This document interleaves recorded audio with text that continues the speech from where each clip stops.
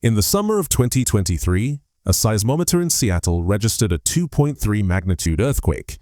The cause was not tectonic activity, but the synchronized energy of 70,000 fans at Lumen Field.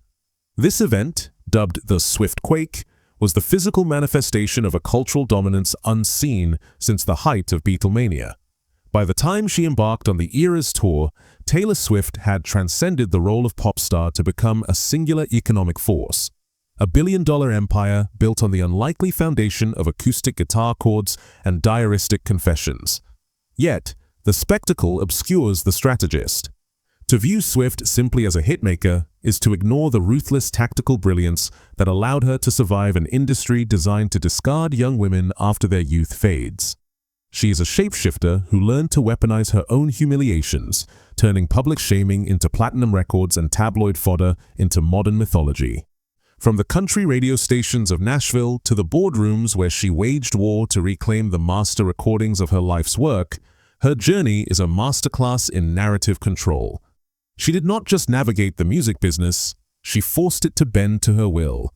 But beneath the armor of the businesswoman and the high-gloss production of the superstar lies a compulsive songwriter who began with a simple, desperate need to be heard. How did a teenager with a notebook dismantle the gatekeepers of the music industry? And in her relentless quest to own her name, her voice, and her history, what parts of herself did she have to sacrifice? This is the story of the architect who burned down her own house just to build a castle from the ashes. Long before stadiums echoed with her voice, Taylor Swift's world was defined by stillness. Fields stretching across the landscape, the scent of pine lingering in winter air, and the quiet rhythm of a family that valued discipline as much as imagination. She was born Taylor Allison Swift on December 13, 1989, in West Reading, Pennsylvania. But her earliest memories were rooted in the simplicity of rural life. Her family lived on a Christmas tree farm in nearby Wyomissing, where the days were predictable, structured, and gently paced. That farm became the backdrop to her earliest creative impulses, the place where she first learned how to observe not just events, but feelings. Her parents, Scott and Andrea, provided both stability and curiosity. Scott, a financial advisor, approached life with logic and long-term thinking, while Andrea, a former marketing executive, brought intuition, aesthetic sense, and emotional warmth. Together, they created an environment where ambition was not pushed but recognized. They paid attention to the small cues, a child who noticed emotional shifts in others, a girl who recited stories with clarity uncommon for her age, someone who leaned into music without being prompted. One of the most formative influences came from Andrea's side of the family. Taylor's maternal grandmother, a trained opera singer, had once pursued a musical career with serious commitment. Though Taylor never witnessed her grandmother's performances firsthand, the stories, photos, and remnants of that life created an early impression. Music was not just entertainment. It could be a calling, a form of expression that outlasted the moment. It planted a tiny seed of possibility. Even as a child, Taylor had a heightened awareness of emotion.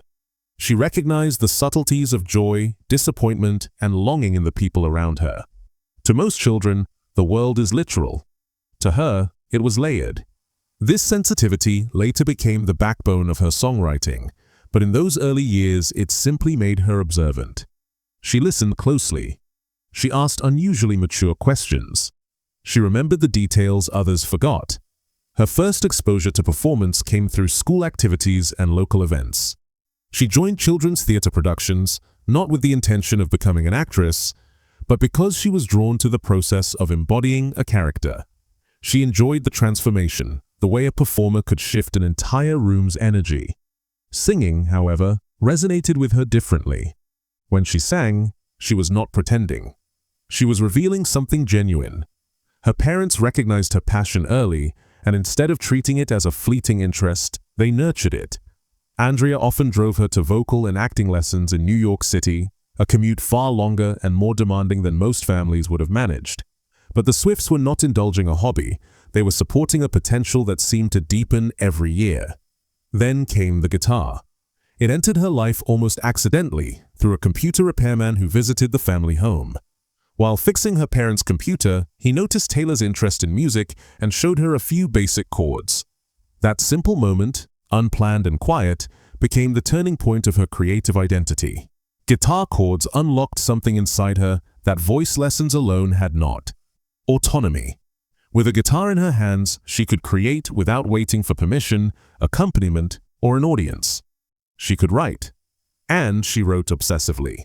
Her earliest songs were raw but honest, tracing the emotions of adolescence with unusual precision. She filled notebooks with lyrics, each page revealing a mind, learning not just to express feelings, but to translate them into narrative. She studied her favorite artists not to imitate them, but to understand structure, melody, and emotional pacing. Songwriting was no longer a curiosity, it was becoming her language. By age 11, she made a decision that most adults would struggle to articulate. She wanted to pursue music professionally. This clarity was not naive, it was anchored in work ethic. She performed at fairs, festivals, sporting events, anywhere that would let her stand behind a microphone. She faced indifferent crowds, noisy environments, and the uncomfortable tension of being too young to command authority, yet too driven to accept limitations. Her determination led her to Nashville, the heart of country music. She traveled there with a demo CD, visiting labels one by one. The rejections came quickly, each with the same reasoning. She was too young. But rejection did not break her. It sharpened her. She analyzed the industry, studied the craft more deeply, and continued writing with even greater intentionality. She understood something crucial. Talent opens the door, but persistence keeps it open. Recognizing her unwavering commitment, the Swift family did something monumental. They relocated to Hendersonville, Tennessee, a suburb near Nashville. It was not a small gesture. It was a signal that they believed her artistic identity was not fragile. It deserved every chance to grow. In Tennessee, Taylor immersed herself in the culture of country music. She attended writers' rounds, watched seasoned musicians perform, and absorbed the environment with the intensity of someone preparing for a lifelong role. While other teenagers navigated typical adolescence, she was crafting songs with emotional maturity well beyond her years. Her notebooks filled faster. Her confidence grew sharper. Her sense of purpose solidified. Yet behind all this ambition were quieter forces shaping her character. The move meant leaving behind familiar friends, routines, and the comfort of childhood surroundings. She experienced isolation.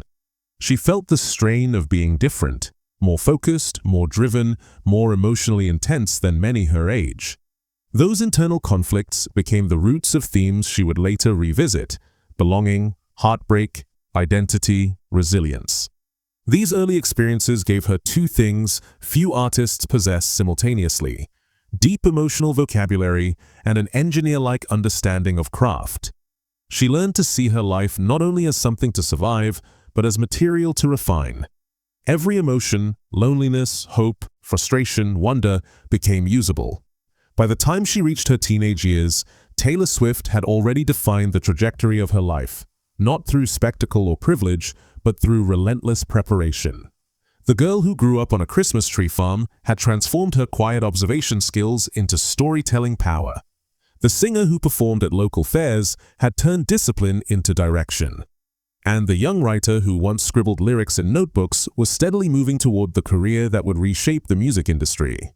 Her beginnings were humble and rural, but the intensity of her ambition, the consistency of her discipline, and the depth of her emotional insight formed the foundation of everything she would later become.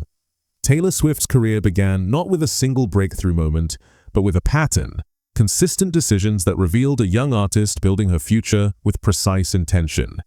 By her early teens, she was writing songs with a clarity and emotional weight that industry veterans found unusual. She was not chasing trends or trying to mimic the sound of Nashville. She was shaping her own. What separated her from aspiring artists around her was her understanding that storytelling, when executed with honesty and structure, could become a force powerful enough to bridge continents, generations, and cultures. Her first significant turning point came when she signed with Big Machine Records, a newborn independent label that saw potential where others had hesitated. It was a partnership that allowed her to release music on her own terms, with full recognition of her songwriting talent. This was the first moment when the industry had to confront a reality that fans would soon embrace. Taylor Swift was not simply a performer. She was a writer, a narrator, a chronicler of emotion. Her self-titled debut album arrived in 2006, introducing a fresh voice in country music. What stood out was not just the melodies, but the precision in her lyricism. Tim McGraw was more than a song. It was a statement of her artistic identity, personal, detailed, evocative. The album resonated with teenagers navigating early love and heartbreak, but it also captivated critics who recognized the sophistication beneath the simplicity. Taylor was no longer an aspiring talent. She was a rising force redefining what youth-driven country music could sound like. But the leap came with her second album, Fearless. With this project, she evolved from a promising young country singer into a mainstream phenomenon. The songwriting displayed expanded emotional range, tighter structure, and an instinct for crafting choruses that carried both intimacy and universality. Songs like Love Story and You Belong With Me were not just hits, they became modern anthems.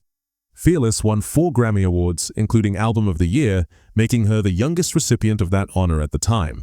The win signaled something profound. Taylor Swift had crossed from genre success into cultural milestone. Yet the momentum did not soften her ambition. Instead, it intensified.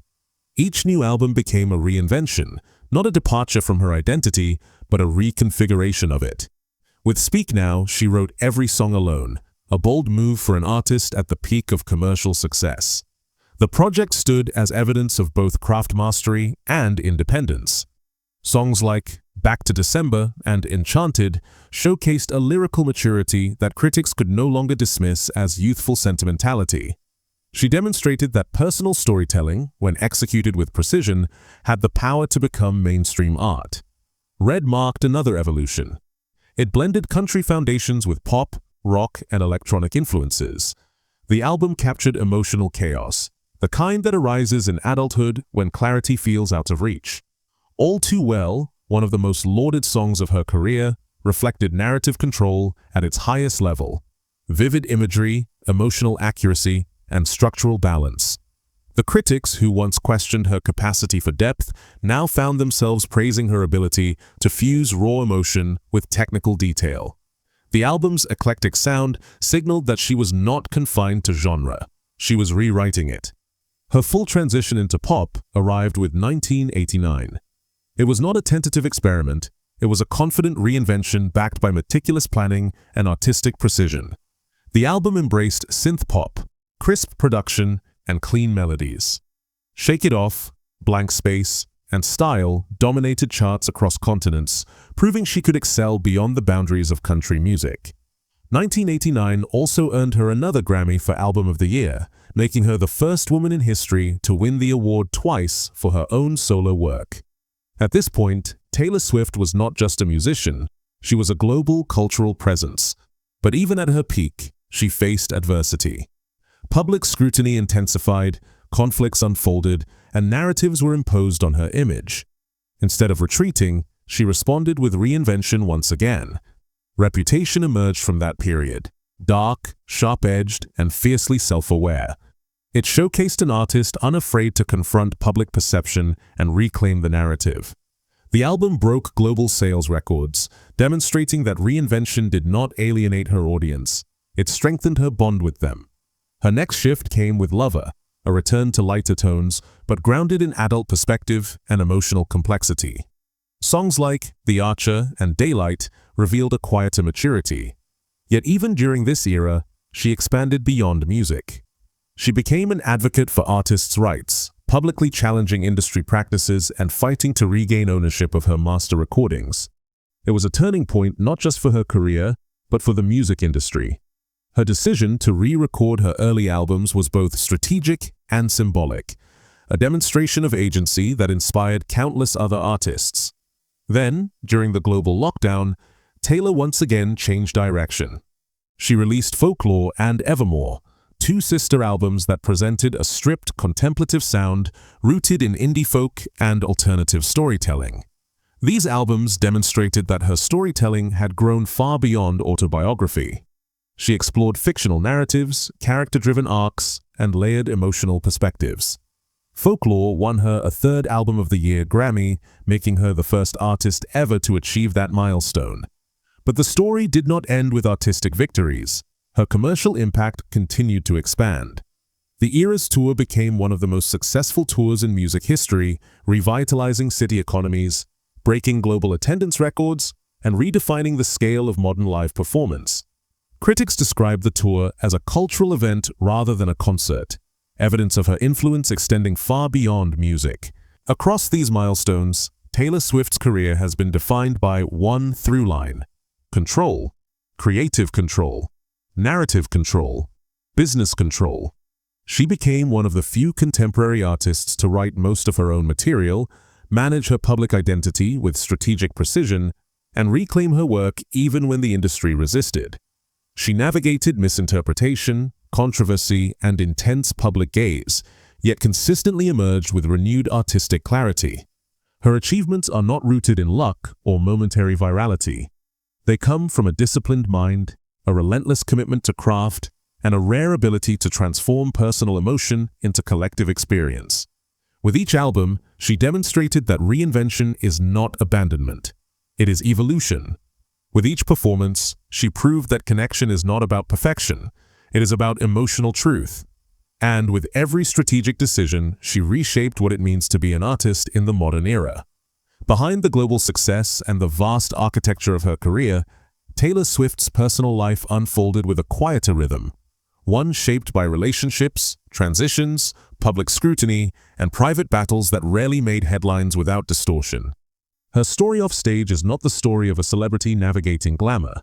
It is the story of a young woman learning how to protect her inner world while living in one of the harshest spotlights of modern culture. Her early years in Nashville had already taught her a form of solitude. Moving states as a teenager, she felt the disorientation of beginning again in unfamiliar hallways.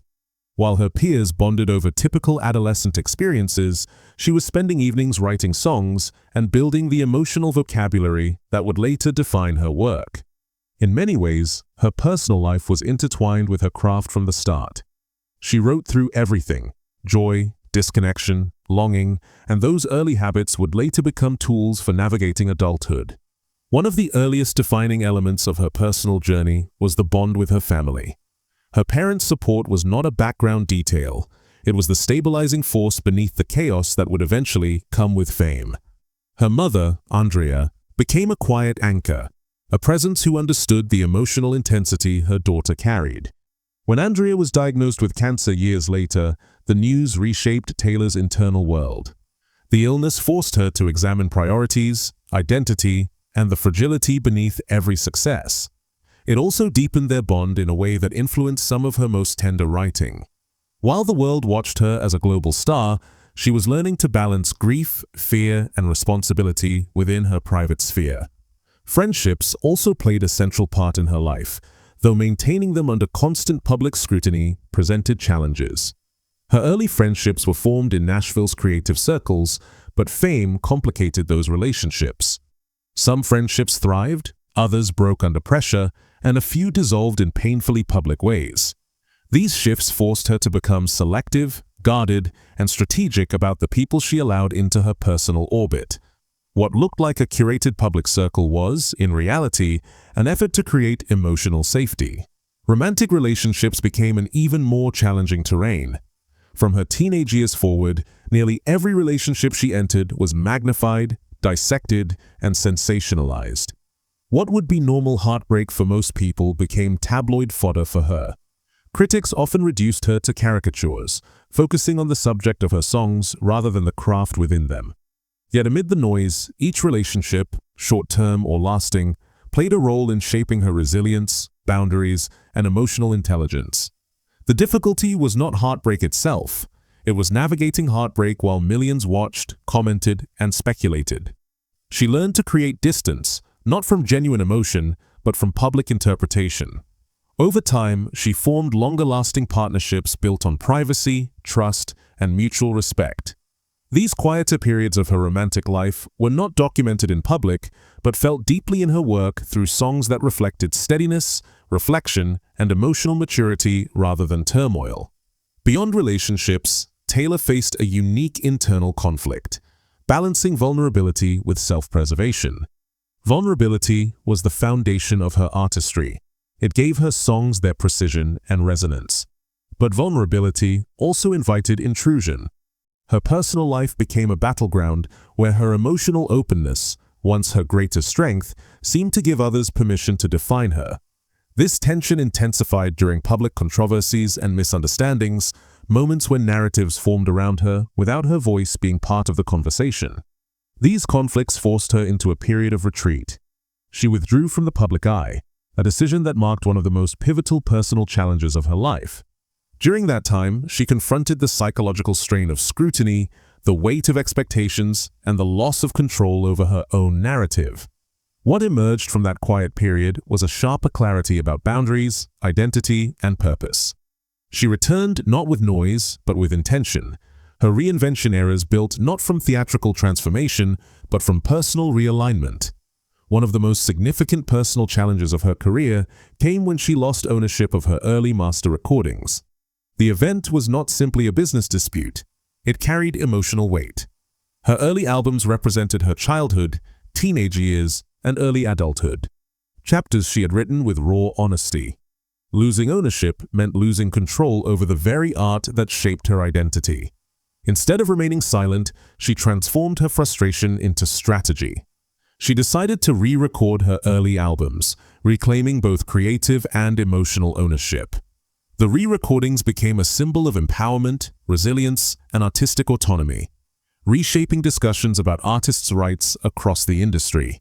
Another deeply personal challenge was navigating the public's shifting perception of her. At various points, she faced a cultural climate eager to reduce her to stereotypes.